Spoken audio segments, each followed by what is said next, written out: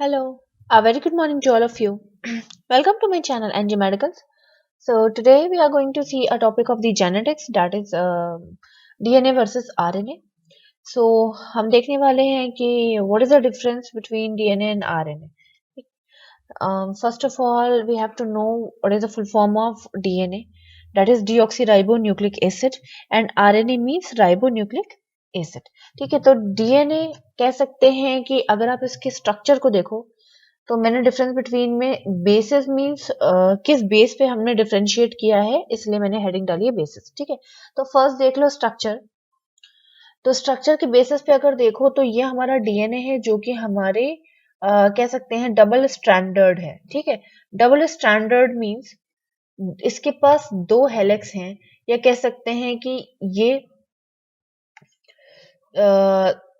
दो रोप like structure की तरह रोप लाइक स्ट्रक्चर इसके पास है. ठीक है, लाइक ये और दूसरा ये. ठीक है, सो डीएनए हमारा डबल स्टैंडर्ड है, जबकि हमारा आरएनए जो है उसके पास सिर्फ एक लूप लाइक स्ट्रक्चर है, that is single standard. Right, तो इसके पास दो लूप लाइक स्ट्रक्चर है, that's why it is said to be a double standard. And it the RNA is having the single standard because it is having a single loop like structure.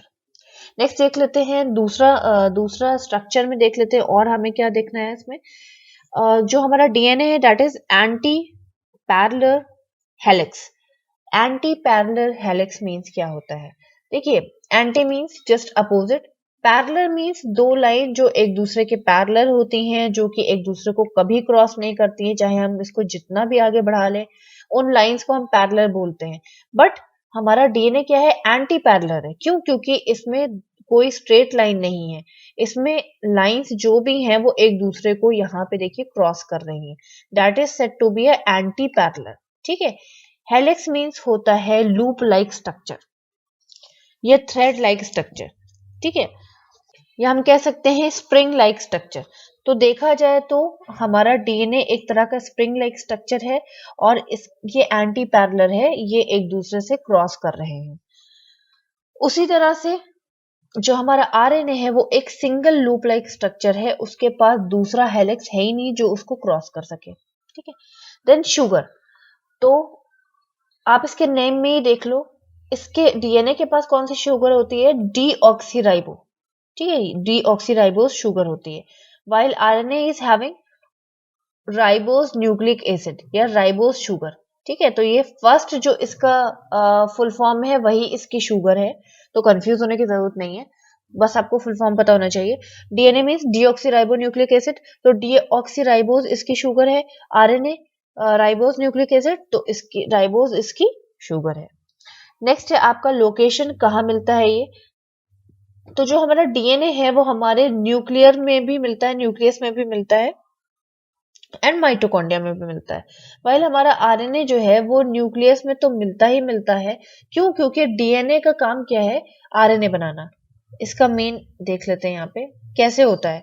यहाँ पे DNA जितना भी हमारे पास है वो उसका काम क्या है कि वो आरएनए बनाता है ना, आरएनए बनाता है. फिर ये आरएनए प्रोटीन बनाता है और फंक्शन करता है. ठीक, तो जब डीएनए आरएनए को बनाएगा तो न्यूक्लियस के अंदर बनाएगा, इसलिए आरएनए हमारा न्यूक्लियस के अंदर पाया जाता है. और वही आरएनए जब फंक्शन प्रोटीन बनाएगा तो वो साइटोप्लाज्म में शिफ्ट होके बनाएगा, इसलिए यही आरएनए फिर साइटोप्लाज्म में चला जाता है. तो हम कह सकते हैं कि हमारा जो आरएनए है वो न्यूक्लियस में भी मिलता है, जब उसे डीएनए बना देता है तो न्यूक्लियस के अंदर बनाता है, और जब वो फंक्शन करता है प्रोटीन बनाने के लिए तो वो साइटोप्लाज्म में जाकर के फंक्शन करता है. नेक्स्ट देख लेते हैं डिफरेंस. लाइफ टाइम कैसा होता है, इसकी लाइफ स्पान कैसी होती है, लाइफ टाइम कैसा होता है. तो डीएनए हमारा लॉन्गर होता है. क्यों? क्योंकि बन गया तो बन गया. तो जो लाइफ स्पान होता है डीएनए का वो लॉन्गर होता है, क्योंकि डीएनए हमारा बन गया एक बार तो वो बन गया है और वो लाइफ लॉन्ग चल रहा है. जबकि आरएनए हमारा खत्म होता रहता है. क्यों? क्योंकि मैंने आपको पहले ही बता दिया कैसे काम हो रहा है. डीएनए है हमारे पास पहले से ही, ठीक है, बट उसने क्या किया? बनाया किसको? आरएनए को बनाया. अब डीएनए ने इस आरएनए से बोला कि भैया देखो ऐसा प्रोटीन बनाओ जो कि वो प्रोटीन डेवलपिंग बेबी की आईज बना दे, ठीक है। तो आरएनए ने क्या किया, ऐसा प्रोटीन बनाया,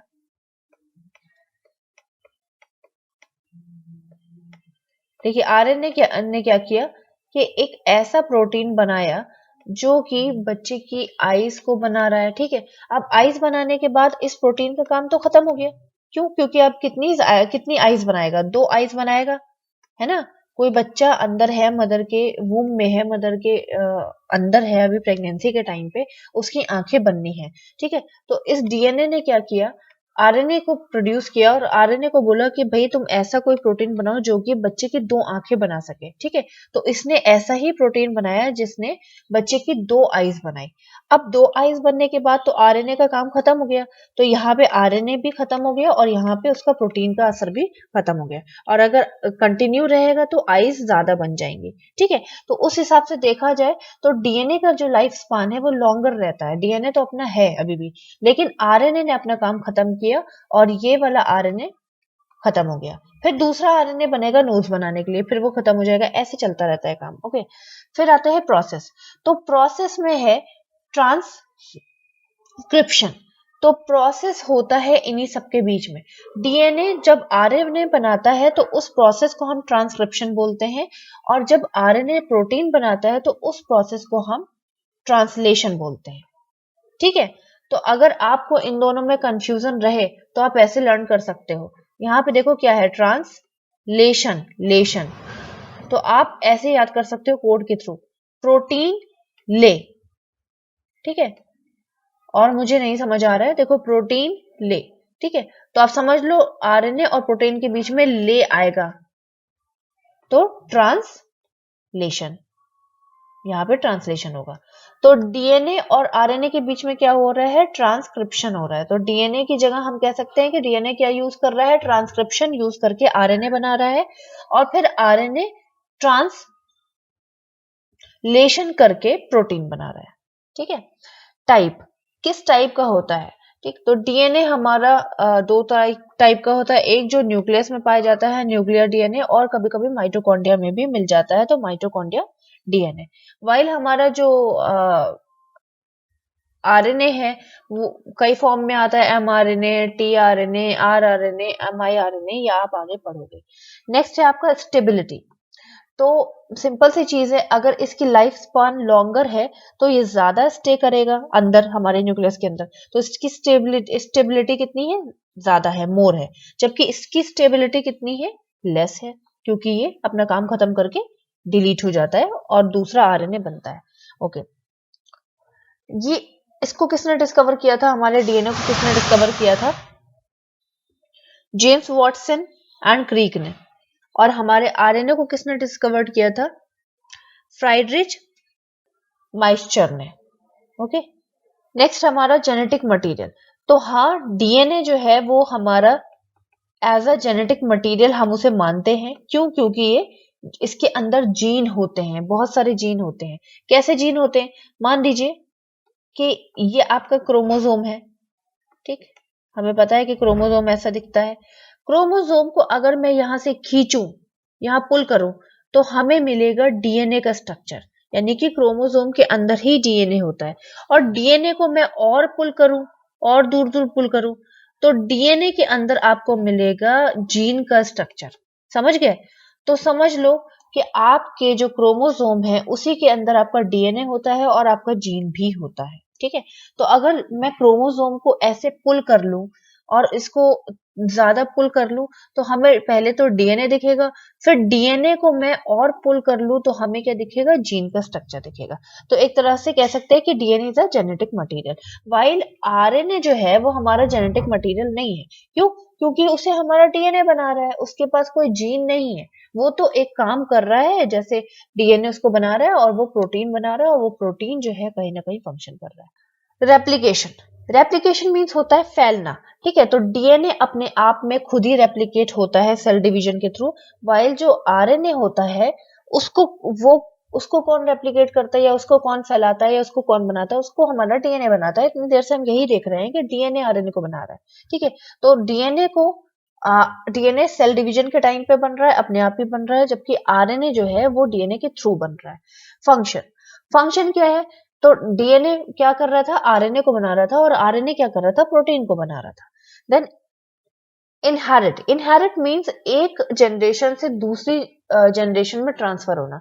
तो डीएनए इनहेरिट होता है, ना कि आरएनए। आरएनए बाद में बनता है, जो कि डीएनए जो इनहेरिट हुआ है, जो एक जनरेशन से दूसरे जनरेशन गया है, यानी कि मैं मेरे अंदर का जो डीएनए है वो मेरे चिल्ड्रन के अंदर जाएगा, ठीक है। तो मैं फर्स्ट जनरेशन हो गई, तो मेरे जो बच्चे हैं वो सेकंड जनरेशन हो गए, उनके जो बच्चे हैं वो थर्ड जनरेशन हो गए, ठीक है। तो मेरे अंदर का डीएनए जाएगा मेरे बच्चों के अंदर, लेकिन मेरे अंदर का आरएनए ट्रांसफर नहीं होगा। आरएनए वो डीएनए बनाएगा जो उनके अंदर ट्रांसफर हुआ है, ठीक है। Then nitrogenous bases. तो ये जो नाइट्रोजीनियस बेसिस हैं, ये बेस पेयर्स होते हैं, ठीक है। तो ये बेसिक पेयर्स होते हैं, ये डीएनए को कंप्लीट करते हैं, डीएनए के स्ट्रक्चर को बनाने में ये क्या करते हैं? हेल्प करते हैं। क्यों? क्योंकि हम कह सकते हैं they are the building blocks of the nucleic acid. So हमारा डीएनए बना किससे है? डीऑक्सीराइबो न्यूक्लिक एसिड से बना है। तो इसमें जो न्यूक्लिक एसिड वर्ड आ रहा है वो हमारा बेस पेयर बनाता है, ठीक है।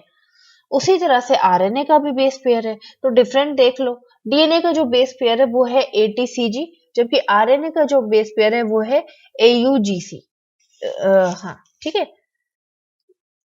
तो एयू मीन्स हो गया adenine, uracil, cytosine and guanine, ठीक है।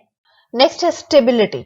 तो सिंपल सी चीज है, ये लॉन्ग लास्टिंग होता है और ये लेस लास्टिंग होता है, कह सकते हैं, ठीक है।